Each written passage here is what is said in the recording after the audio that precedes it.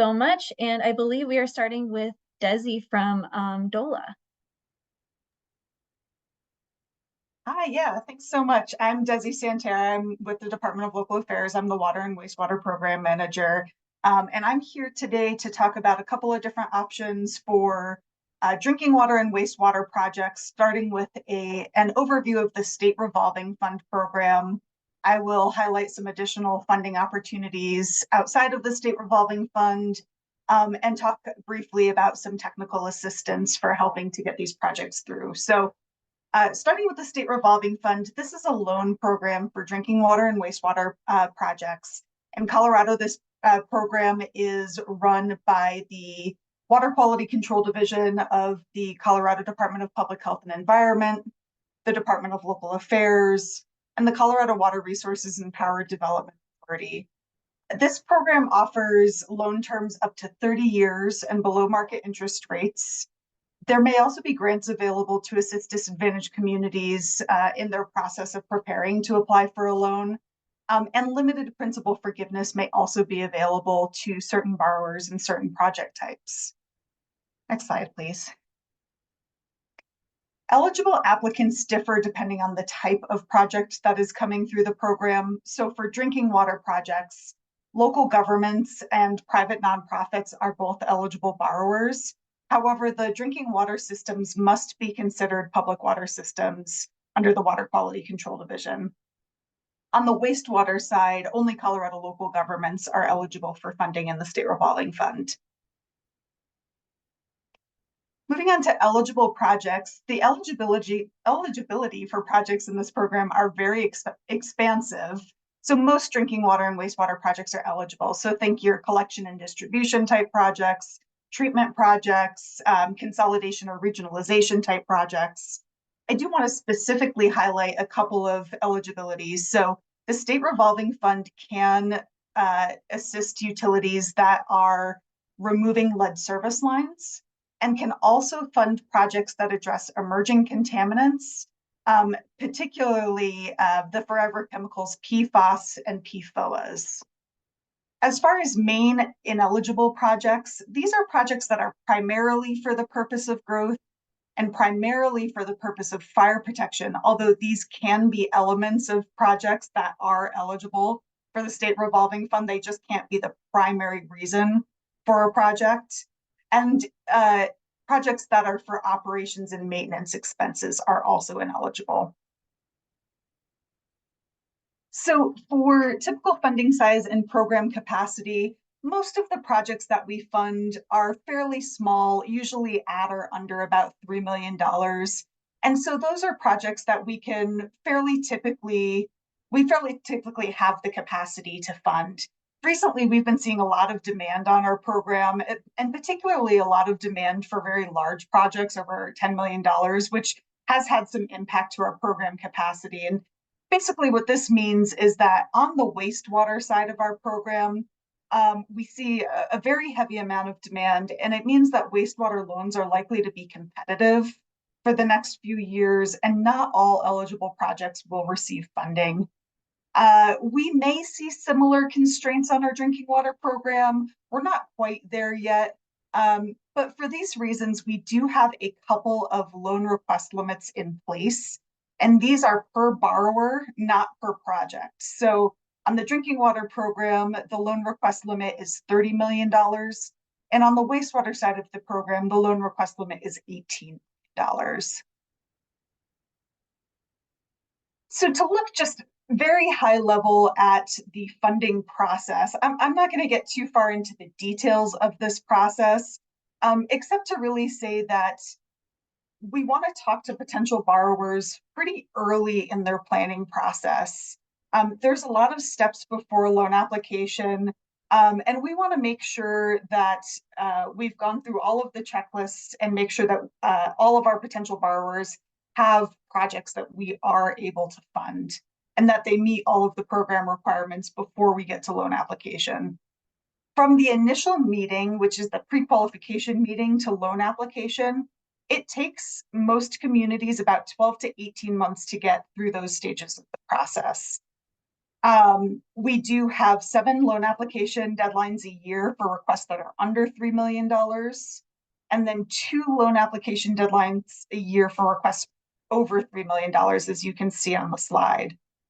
In order to get started on the program, the best way is typically to contact the CDPHE email that's listed on the slide. You can also always get in touch with me and I'll help you get started in the process too. And because of the timing of this presentation, I want to talk for just a couple of minutes about the eligibility survey. This is a prerequisite for state revolving fund dollars. The survey is something that happens every year, usually around this time of year. And this year, the eligibility survey will open on May 1st and close on June 30th. All potential borrowers must be on the eligibility list in order to receive funding in 2025. So if a borrower does not get their project on the eligibility list, we will not be able to fund them until 2026 at the earliest. We do recommend filling out this eligibility survey every year, even if a project isn't specifically being planned for the upcoming funding year. It's not an obligation to seek funding, and it allows for some flexibility if something happens and a borrower has a project that needs to move forward quicker than anticipated. It also helps our program to estimate funding demands. So information about this survey will come out from the Water Quality Control Division. So keep an eye out for those emails starting on April 30th. Now I'm going to shift gears just a little bit to highlight a couple of additional funding sources. Starting with the USDA Rural Development Program. So USDA has a great loan program that's very similar to the state revolving fund and can fund similar types of projects. They also have grants and principal forgiveness available for eligible borrowers. And then I want to move to the next slide so we can look a little bit more in depth at the Water Quality Control Division grants.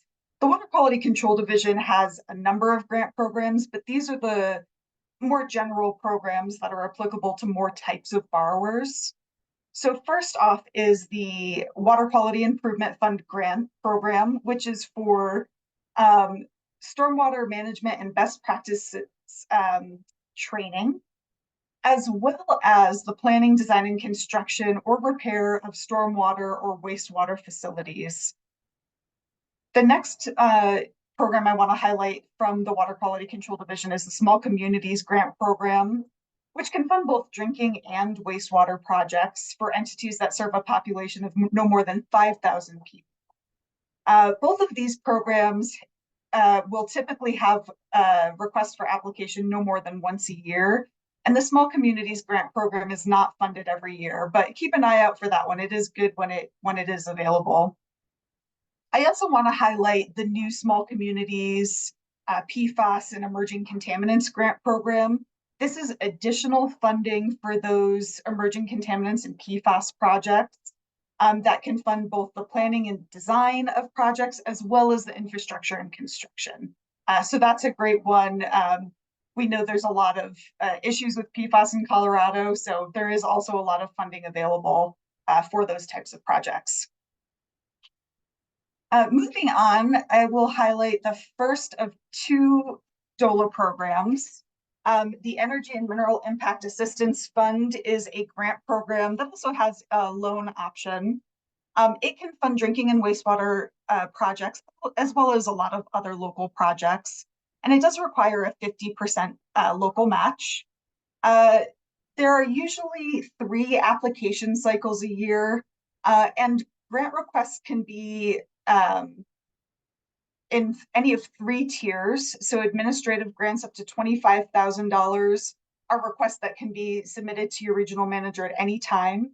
And then tier 1 and tier 2 requests come in on the 3 application deadlines. And in order to get started with this funding, contact your DOLA regional manager. And then the next program I want to highlight is smaller. This is the Community Development Block Grant Program. Like energy impact, it can be used to fund drinking and wastewater improvements as well as other local projects. One difference I want to mention is that this is for Colorado municipalities and counties. Special districts would have to apply through their county for this funding. This is only one application deadline a year with a maximum grant request of $600,000. And like the Energy and Mineral Impact Assistance Fund program, please contact your DOLA regional manager to get started with that funding. And finally, I just want to highlight a couple of opportunities for technical assistance.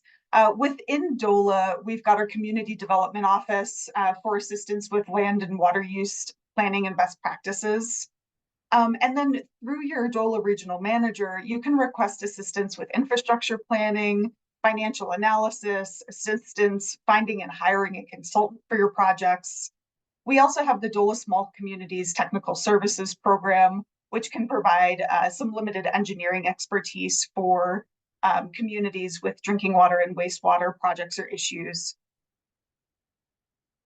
And then finally, the next three programs I'll talk about a little bit all together. So the Local Assistance Unit with the Water Quality Control Division, the Colorado Rural Water Association, and the Rural Communities Assistance Corporation are all technical assistance providers in Colorado who provide training and customized coaching and assistance. Their goals are to facilitate technical, managerial, and financial capacity building, best practices. They can also help with asset management planning and working with the boards and public. So those are great resources for utilities that need assistance in this capacity. And finally, the Environmental Protection Agency, or EPA, also has a recently expanded technical assistance program that can provide similar types of assistance, but they also have engineers on hand that can provide engineering expertise. So they're a really good one to keep in mind as well. To get assistance through EPA, there is a form to fill out on their website. And that concludes my slides. If you need any assistance navigating your funding options, please feel free to reach out. I am happy to help work through the variety of funding options that you have, set up meetings with multiple funding partners, and really help navigate you to the best resources available for your community. And thank you so much for having me on this call today. Great, thank you so much, Desi. And now we will move into some of CWCB, or the Colorado Water Conservation Board's funding. And Laura is going to kick us off. Good morning, everybody. My name is Laura Span, and I'm with the Colorado Water Conservation Board.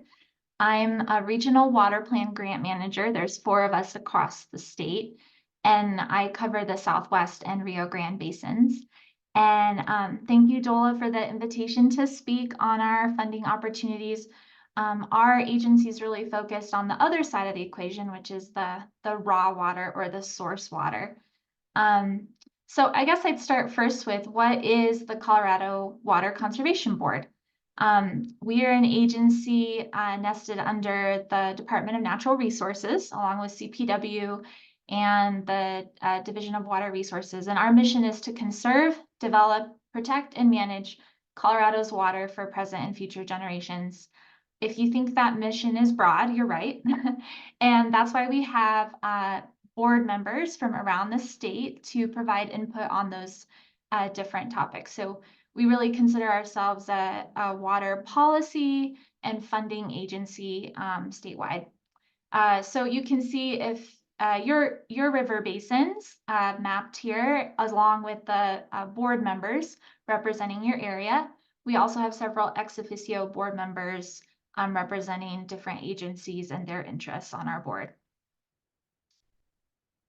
Yeah, next slide, please. Thank you. Yeah, so while we have lots of raw water funding programs, here are the 4 we thought local governments might want to hear about today. I know we also have some NGOs, maybe private ditch companies or water conservancy districts on the meeting today as well. So these are also applicable and eligible programs for you to apply to.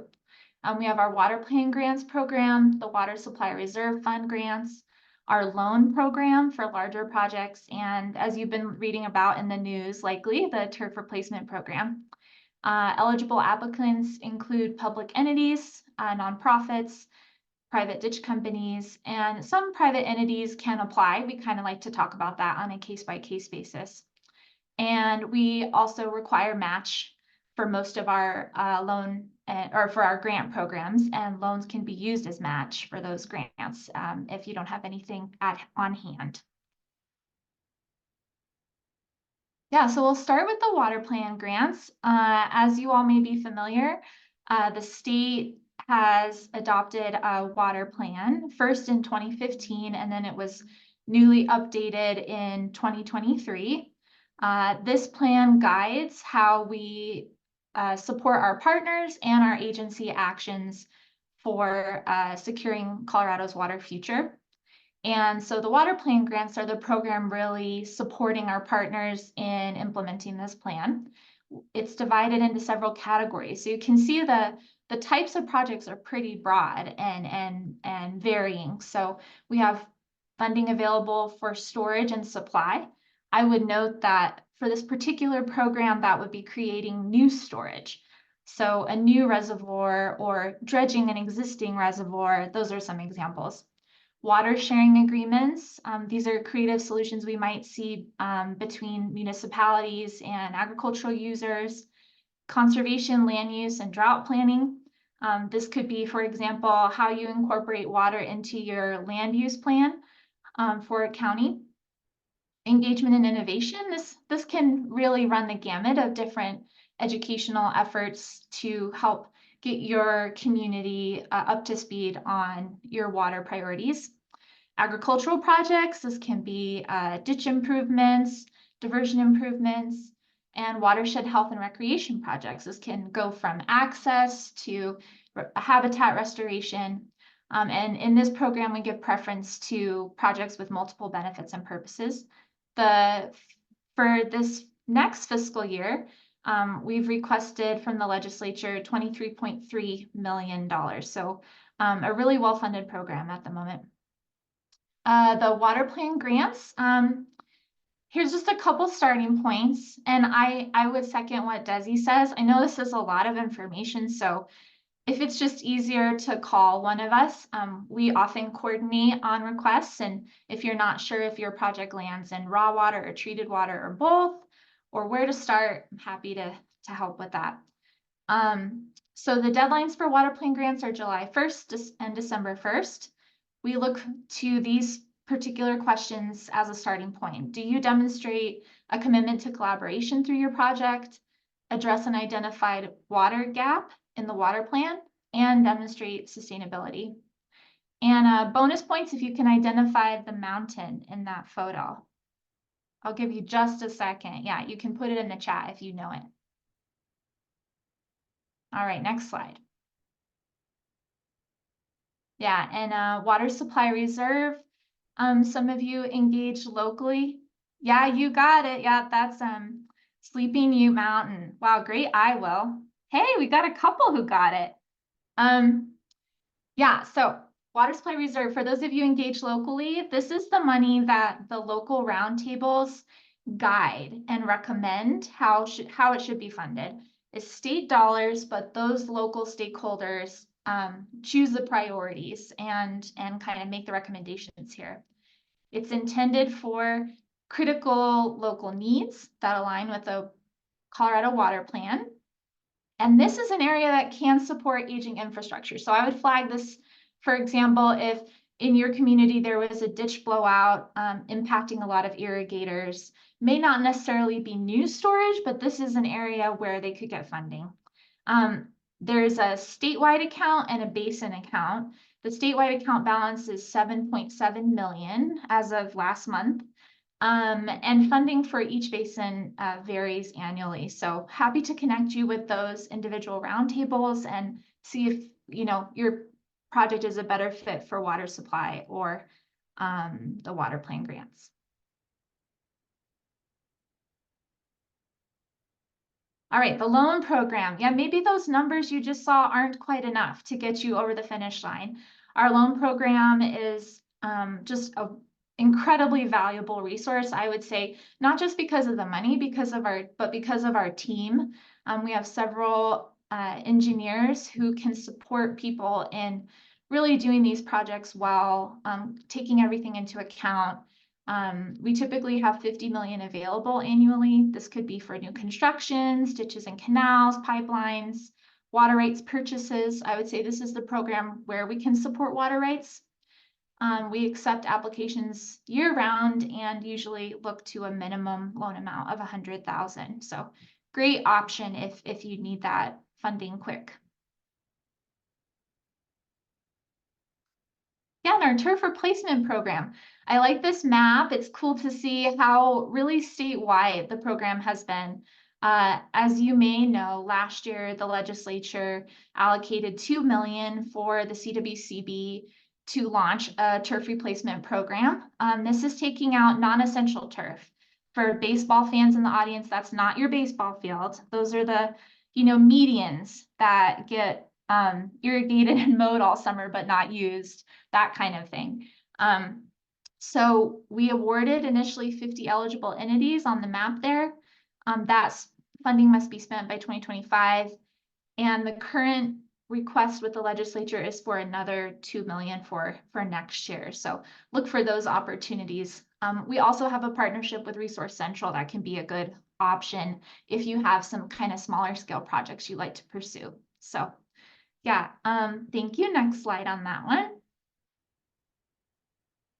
Yeah, so I wanted to give you a couple examples of just what our grants have looked like for local governments, and kind of the array of projects.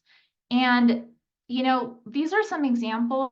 I've outlined the parameters, but if you have a creative idea you want to talk to me about, we are really trying to be a get to yes sort of agency. So please talk to us about it. So Alamosa County, they had a water plan grant awarded in 2023. $100,000 to focus on water resources for their comprehensive plan. As you know, Alamosa County is really dependent on groundwater and surface water for their future. So we supported that effort. The town of Dove Creek, a few years ago, you may have read in the news, was at risk of not having any municipal water late in the season. They are looking at building a second municipal reservoir, and we have awarded them an $800,000 grant and I think that's $800,000 loan with the $8,000 in interest for their design, engineering, and construction of a new reservoir. I've got just two more here. Adams County was awarded a grant in 2019, $100,000 for construction of their Clear Creek Whitewater Park. Sounds like fun. Highline Ditch Company was awarded through the Water Supply Reserve Fund for 2024. That was $120,000 to pipe a ditch that provides both irrigation and municipal water to the town of Hotchkiss. So as you can see, local governments really take advantage of all these different funding programs with a diverse array of projects. I have just a couple more slides and then I'll turn it over to our next speaker. Grant development, project development is a slog, just like these people climbing up Wolf Creek Pass in their snowshoes, but look, they're smiling. It can be great and rewarding when you get to the top. So here's a few things I like to note for new applicants. Get started early, as Desi said. Get those estimates, talk to potential contractors and engineers, consult suppliers, identify stakeholders, beneficiaries, or partners. The more people involved, the more potential funding, the more competitive it is for state and federal funding. Getting those financial commitments for match is, of course, another big piece. And yeah, talk to us early on about which funding program best aligns. We're really happy to review scopes of work and budget. And like I said, provide other project suggestions. Yeah, and so I had to figure out a way to include this picture of my cute cat. I understand small governments. I've worked in one myself, and oftentimes it's one or two staff and maybe a pet. And that's a lot of load when you're considering developing a project. So please consider us as additional support here at the CWCB. We're happy to talk through ideas, answer grant application questions, present to your staff or boards, attend one-on-one meetings to explore a specific project. So we really just want to be available to you in the way that most helps you. And if CWCB funding is not a good fit, we also really try to build our relationships with other agencies to help guide you and build those networks so you don't have to. So I think that was all I had today. Again, there's four of us. I'm happy to connect you to the grant manager in your area. We also have all of this available to navigate on our website, and I look forward to answering your questions. Great, thank you so much, Laura. Funny, as you showed that picture, my cat had hopped up onto my desk, so it's a reality. Absolutely. And we will turn it over to our final speaker. We're going to have Victoria Arling, who is going to speak to the Water Smart grants available through IIJA and some technical assistance that they're offering. So Victoria, go ahead and take it away. Great. Thanks so much for having me this morning. Yeah, I'm here to chat about today some of the technical assistance that my organization can provide to help you navigate and apply for some of these different funding and financing opportunities that our other speakers highlighted today. And so, yeah, my name is Victoria Arling. I'm the Senior Colorado Basin Program Manager with Water Now Alliance. If you go to the next slide, for those of you that don't know, we are a national nonprofit organization working to advance equitable, climate resilient, and environmentally sustainable water strategies across communities. We are a membership-driven organization made up of elected and appointed officials, utility management staff, and other NGO partners. And we provide communities with technical assistance, resources, and tools they need to innovate their innovative One Water, drinking water, wastewater, and stormwater solutions in their communities. And so if we go to the next slide, for those of you that are unfamiliar, the Bureau of Reclamation's Water Smart program provides financial assistance for the efficient use of water in the Western U.S. And each year, Reclamation allocates millions of dollars and more through the bill and recent IRA funding to support Western states, tribes, and local water providers as they plan and implement actions to advance their water efficiency and supply reliability projects. And so, a few years ago, we have developed a Water Smart grant application support and help desk program available to any eligible Colorado communities to help them navigate and apply for these Water Smart funding opportunities. And so there's a handful of Water Smart grants that are available, about I think 12 to 14 now, and we're able to provide support on, if you jump back actually to these 8 opportunities that are on the slide. Each of these opportunities have a variety of different eligible project types. They open on different timelines. They have different funding amounts. I'm not going to go into them in detail today, but you can find more information on our website, which is at that QR code at the top of the screen, or that URL that's at the top. But a few things I do want to mention is that most of these grants, as you're thinking about project planning, most of these grants typically require a 25 to 50% match requirement. These grant notices are usually open for about 60 days. So once that notice of funding opportunity is announced, you typically have 60 days to get an application in. However, a lot of these grants have announced multiple application deadlines. So there's a few of these on the slide that, have an application deadline that's out through 2025 right now. So that can help you with your project planning. And the last thing I'll just mention is, really start as early as possible when you're applying for these federal grants. They can be a really big lift and take a lot of staff time and capacity. But one thing that we're able to do is really help you along the way by navigating and applying for the grant application. So if we go to the next slide, I can just highlight some of our support offerings that are available to Colorado communities. We are lucky to have support from the Colorado Water Conservation Board to offer this technical assistance program. So we are able to offer this pro bono to communities that are looking to apply for these WaterSmart grants. Some of the support services we have include things like one-on-one calls to help you strategize your projects and point you to the right grant opportunities that may be a good fit, really guidance on that USBR grant submission process, things like targeted research tasks related to your application.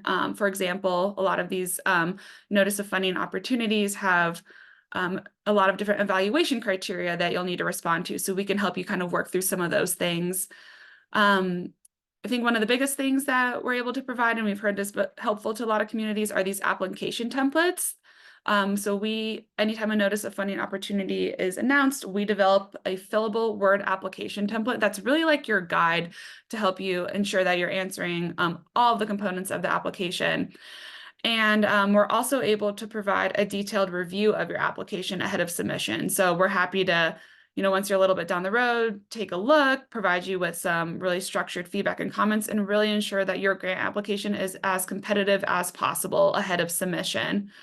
And more. So if we jump to the next slide, we're happy to work with you and figure out what types of support would be most helpful. I'm just going to throw this link in the chat, but if you're interested in applying or, thinking about these WaterSmart grant opportunities, fill out that short Google form and we'll be in touch and can figure out some next steps. I'm going to go to the next slide. I just want to give some quick facts about our program in general. We have done this program in Colorado for about the past 4 years now. We've supported dozens of communities navigating the WaterSmart grant application process, and this has resulted in 14 successful applications to date, leveraging over $8 million in USBR funding and $24 million in total project costs that we've been able to bring into Colorado. On the next slide, I'm just going to quickly highlight some case study examples that are on our website. The city of Alamosa recently received a $500,000 grant in WEEG funding to help upgrade their irrigation systems on one of their golf courses. If you go to the next slide, a few years ago, we helped the city of Aspen with their SWEP application. They received about $75,000 to fund their irrigation efficiency rebate program. This includes things like irrigation evaluations, irrigation system equipment, and turf replacement. And if you go to one more slide, the last case study I just want to highlight, we helped the city of Greeley with their WEEG application. They received a $2 million grant from USBR to update to AMI in their community. So these are just a few examples I wanted to highlight.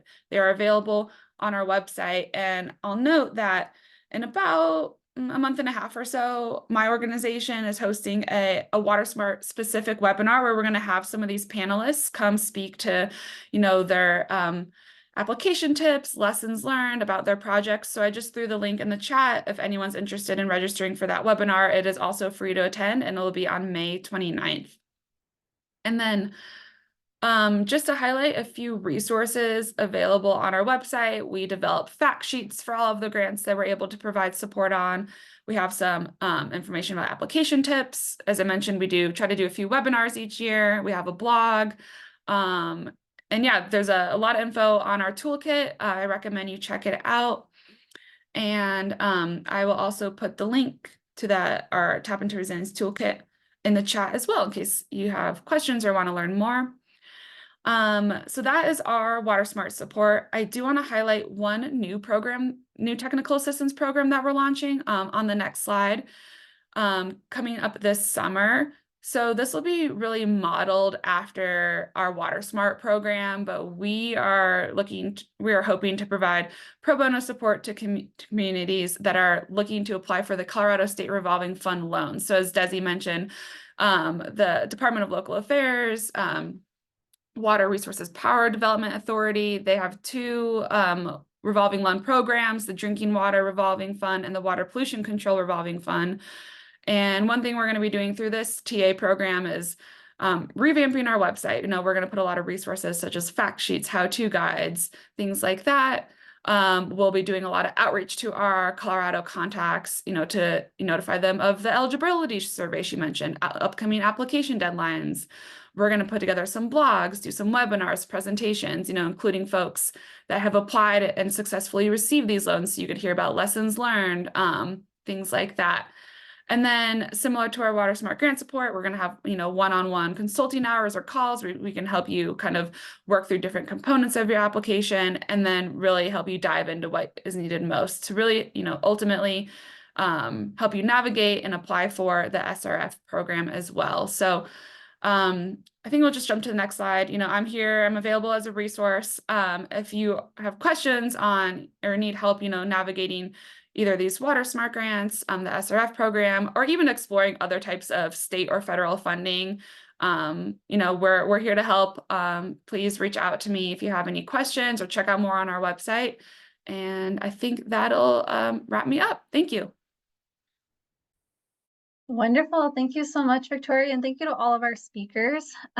We are going to go ahead and move into questions and answers right now.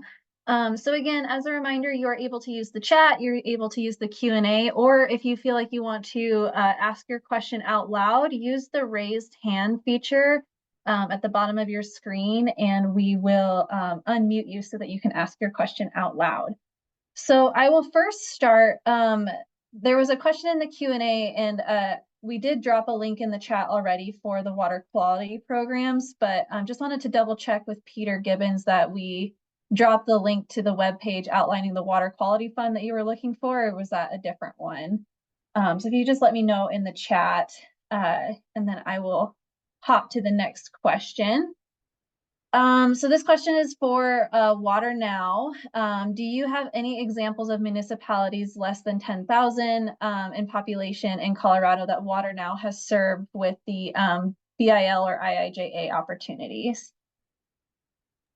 Hey, Scott, thank you so much for your question. Yeah, as I mentioned, so we've been tracking, I think on that one slide I mentioned that we've supported, dozens and dozens of communities in some form of assistance and kind of navigating and thinking through these programs. So yes, we have helped municipalities of less than 10,000 to kind of navigate these programs. I don't have that exact number in front of me about which ones they are, but that is something I can pull together and share with you afterwards if you're curious in learning more. So I'd be happy to kind of pull together some of those metrics.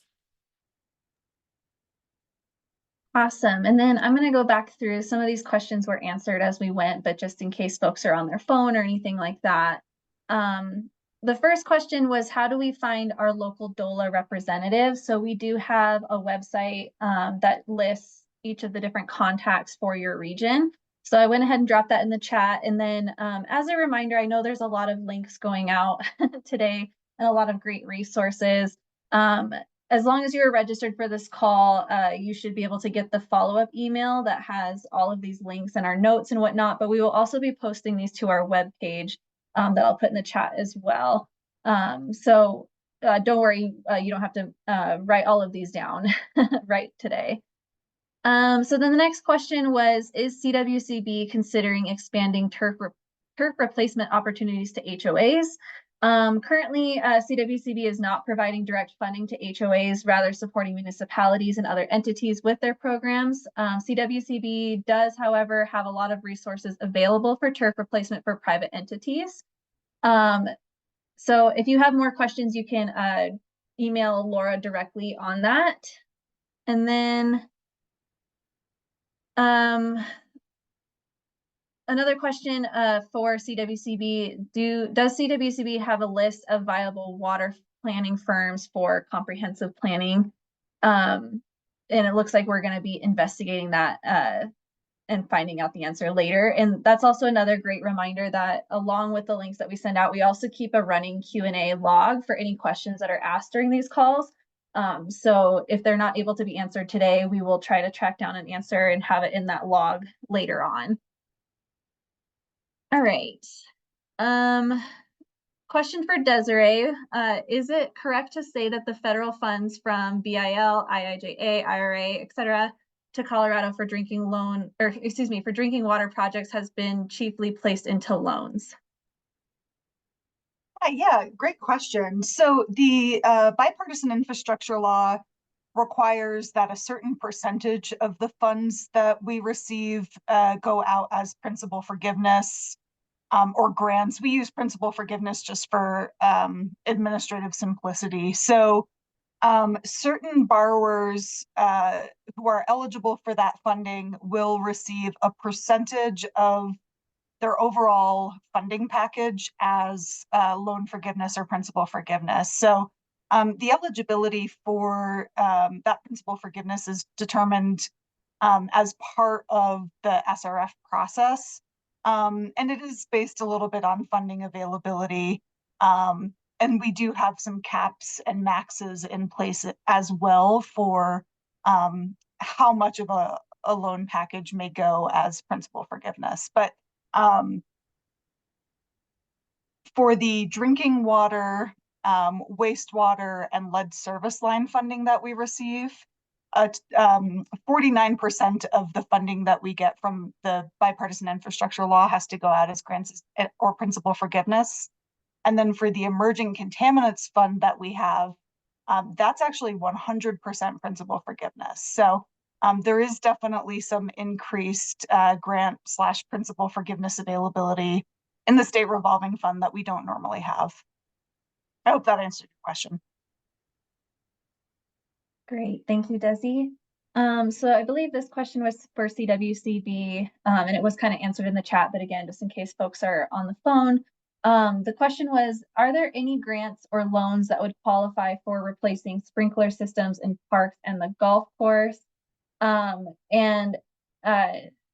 Catherine let us know that it looks like we haven't funded those so far, but it might fit into broader efforts and other projects. So again, recommending reaching out to the CWCB regional manager for your area, and they can chat with you about the options that are available. And then it looks like you did answer Scott's question, Desi, so thank you. I think we already asked the question around turf replacement.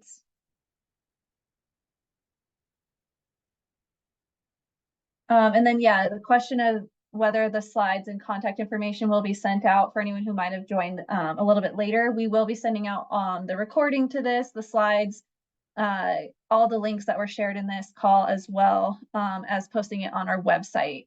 So in addition to sending it out via email, it'll be available later on our CRO website, which Veronica, if you don't mind putting that in the chat, that would be wonderful. I'm not seeing any other questions one second. Laura, I think you wanted to say something before I jump into these other questions.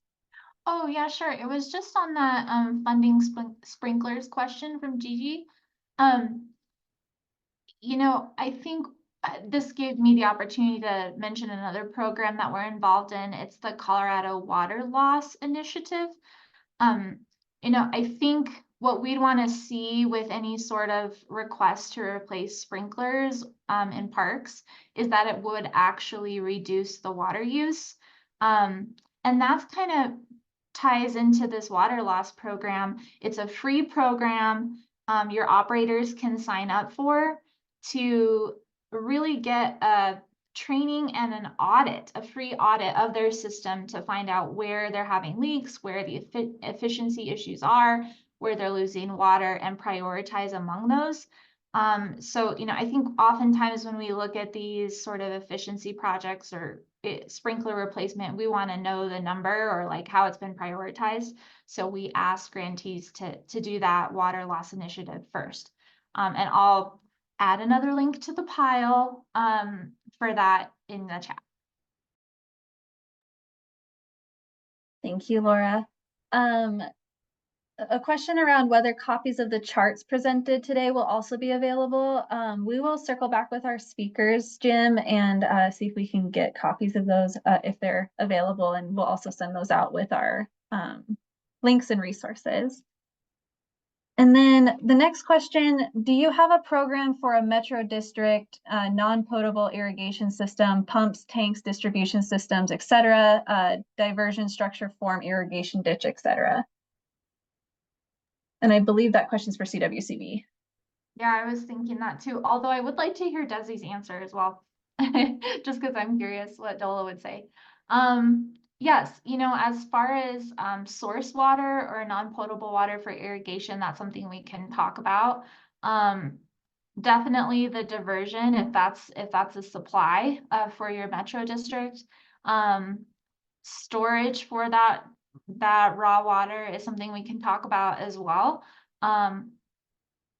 And that would be likely the water supply reserve fund or the loan program would be the best fits, just off what I read in that question. But I think, as with any of these, that question prompts me to a series of other questions, which makes me want to have a meeting with you, Dale, just to talk through things. So yeah, does DOLA have any programs that might address those needs? Yeah, great question. My initial thought for state revolving fund is probably not, but as you said, as with anything, getting a little bit more detail about the project is useful. But with state revolving fund, the projects are primarily for drinking water, so irrigation projects are usually not eligible. I think it's possible that Energy and Mineral Impact Assistance Fund or the Community Development Block Grant could fund those projects, but I don't know how highly they would necessarily rank alongside other types of projects. So that would be something to reach out to your DOLA regional manager about and see what they think and see if it would be a competitive type of application.